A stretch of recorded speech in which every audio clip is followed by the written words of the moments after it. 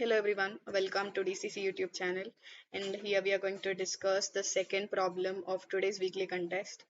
So the problem states that there are n teams numbered from 0 to n minus 1, and we are also given a directed acyclic graph in which every node represents the team index, and it also states that a directed edge from A to B in the graph means that team A is stronger than team B, and team A will be the champion of the tournament if there is no team B that is stronger than team A.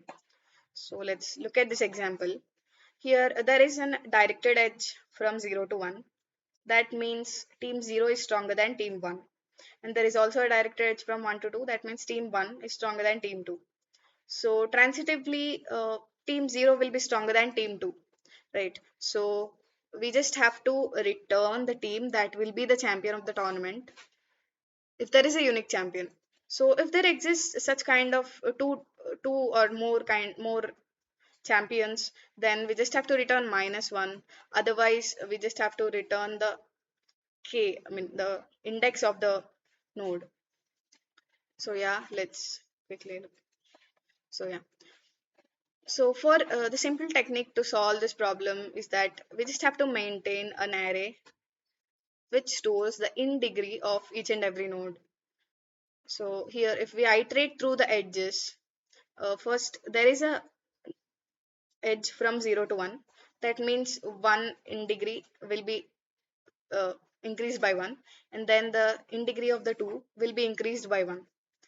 And after iterating through all the edges, we just have to check we just have to check that how many elements are going to be 0, like that how many nodes are having the in degree 0.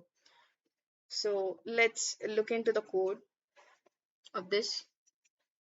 So yeah, so here m represents the size of the edges, and we just declare and initialize it with 0.